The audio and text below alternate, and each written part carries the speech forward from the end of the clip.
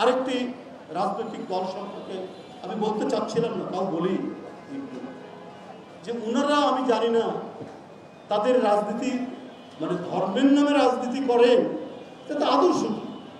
আর ইসলামের যে ইতিহাস পড়েছি, এত মহিমান্বিত আত্মদান ইসলামের প্রথম থেকে যে সমস্ত খলিফারা রয়েছেন, যে সমস্ত সেনাপতিরা রয়েছেন, আউফ আরসালান, খালিদ বিন ওয়ালিদ, কি আত্মদান তাদের। আর সত্যের পথে, ন্যায়ের পথে থাকার জন্য বারবার তো ইসলামের এটাই তো মর্মবাণী।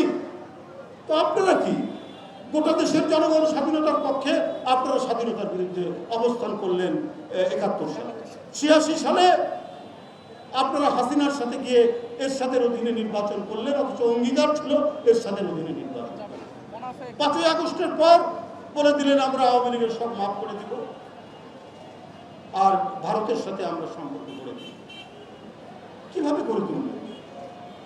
কি জন্য করে? কি বিষয়টা কি? কেন আপনাদের মধ্যে এই প্রবণতা আসে? কিন্তু বারবার আপনাদের রাজনৈতিক চরিত্র হচ্ছে ঘোলা পানি ঘোলা করে কিছু মাছ পাওয়া যায়, এবং এইটা মানুষকে বিভ্রান্তি তৈরি করে এটা করেন। কিন্তু ঘোলা পানিতে মাছ শিকার করতে গিয়ে ওনারা নিজেরাই ঘোলা পানির মধ্যে পড়ে যান, এটাই আমি বারবার দেখেছি। একবারও কিন্তু সাকসেসফুল হতে পারে, এটাই আমরা বারবার দেখেছি ওনারা করতে পারেন। ভারতের সাথে সম্পর্ক করবেন। আপনি দেখেন জিয়াউর রহমানের হত্যাকারী একজন মেজর মুজাফফর, সে ভারতে ছিল ৪৫ বছরের মতো, এইরকম ভারতে আছে। এবং আমার মনে হয় শেখ হাসিনার আমলে সে নাম বদল করে, পরিচয় বদল করে সে দেশে আসা যাওয়া করেছে। শেখ হাসিনা তাকে গ্রেপ্তার করে, ইন্ডিয়াও কখনো স্বীকার করে। কিন্তু মুজিব হত্যাকারী একজন ছিল, মনে আছেন আপনার, যে শেখ হাসিনার পতনের প্রায় ১ বছর আগে তাকে ধরিয়ে দিল, ১ বছর কি ১.৫ বছর আগে তাকে ইন্ডিয়া হাতে তুলে দিল শেখ হাসিনার কাছে। কিন্তু জিয়া হত্যাকারীকে, সেও ভারতে ছিল, তাকে কিন্তু ধরিয়ে দেয় এবং সে অবাধে যাতায়াত করেছে বাংলাদেশে।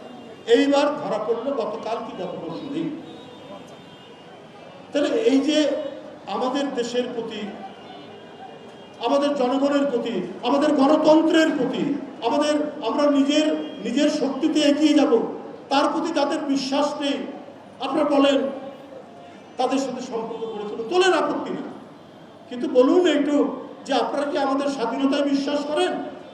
আপনারা কি আমাদের সার্বভৌমত্বে বিশ্বাস করেন? আপনারা কি আমাদের গণতন্ত্রের চর্চা হোক, ধারাবাহিকতা হোক, এটা কি বিশ্বাস করেন? যদি বিশ্বাস করেন তাহলে সম্পর্ক রাখেন। এটা তো করেন না। প্রতিদিন সীমান্তে লোক পাচ্ছে, প্রতিদিন আমাদের মানে জেলেদেরকে সমুদ্র থেকে ধরে কারাগারে বন্দী করছেন পার্শ্ববর্তী দেশে। অন্যায়ের সীমা পরিসীমা নেই, এটাই আমরা সবসময় দেখেছি। আপনারা বলে দিলেন তাদের সাথে। এই কারণে এই যে নীতিহীনতা, রাজনীতি করছেন ইসলামের নামে, কিন্তু ইসলামের মূল বাণী হচ্ছে সত্য ন্যায়ের পথে থাকতে হবে, অঙ্গীকার পালন করতে হবে। এই অঙ্গীকার আপনারা কখনোই রক্ষা করেননি। এই ঐতিহ্য, এই কালচার, এই সংস্কৃতি, এই দৃষ্টান্ত, নজিরবিহীন দৃষ্টান্ত, আমি বলবো যে এটা হচ্ছে বেগম খালেদা জিয়া, তারেক রহমান যে কথা বলেছেন সেই কাজ করেছেন। আমাদের প্রধানমন্ত্রীকে বলেছেন জুলাই সনদ, এটা আমরা মানি না, তা তো বলেন। জুলাই সনদ বাস্তবায়িত হবে, আলোচনার টেবিলে, নুরু যেটা বলেছে, সালাম ভাই বলেছে যে আলোচনার টেবিলে আসেন।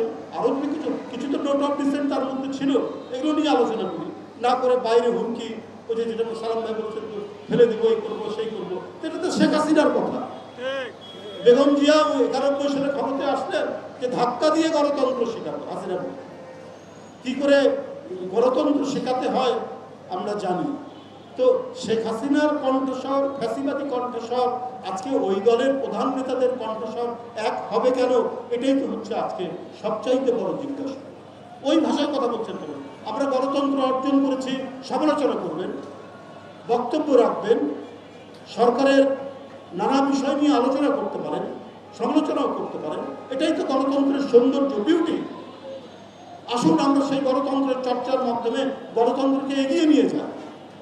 কিন্তু সেটা না করে আপনারা শেখ হাসিনার টোনে, আওয়ামী লীগের টোনে, ওবায়দুল কাদেরের টোনে আপনারা কথা বলবেন, এটা তো মানুষ মেনে আজকে বন্ধুরা দেখেন, জনগণের সরকার কিন্তু জনগণকে জবাবদিহি করতে হয়।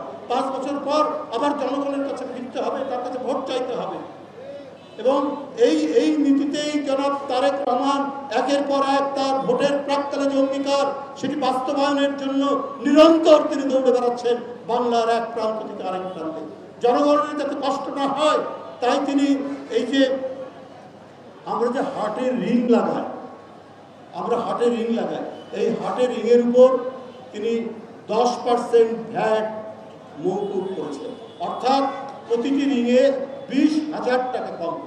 এইবারই বাজেটে এই সরকার সেটি করেছে, তারেক রহমান সরকার।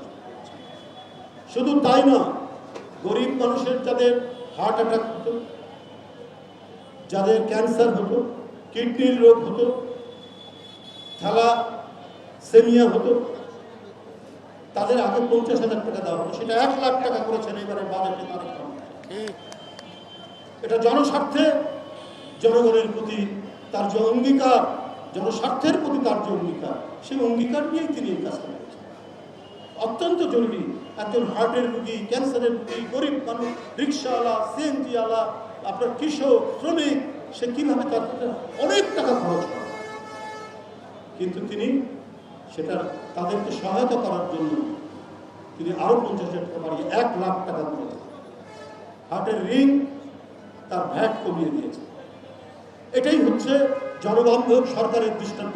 কই এই কথা তো আপনারা কোনোদিন বলেননি যে আপনি এই সমস্ত কাজ করছেন। হ্যাঁ, সমালোচনা মানে শুধুমাত্র ক্রিটিসাইজ করছেন, সবসময় বিরূপ এবং কুৎসা রটনা না। সমালোচনা মানে হলো ভালো কথাটাও বলবো, ভালো দিকটা, আবার যেটা যদি আপনাদের দৃষ্টিতে যদি মনে হয় ঠিক হয়নি সেটা সমালোচনা করতে পারে, সেটা আলোচনা করতে পারে, সেটা ভুল ধরিয়ে দিতে পারে। বিরোধী দল হচ্ছে ভুল ধরিয়ে দেয় কাজ তাদের, এই কারণেই সমালোচনা শিখতে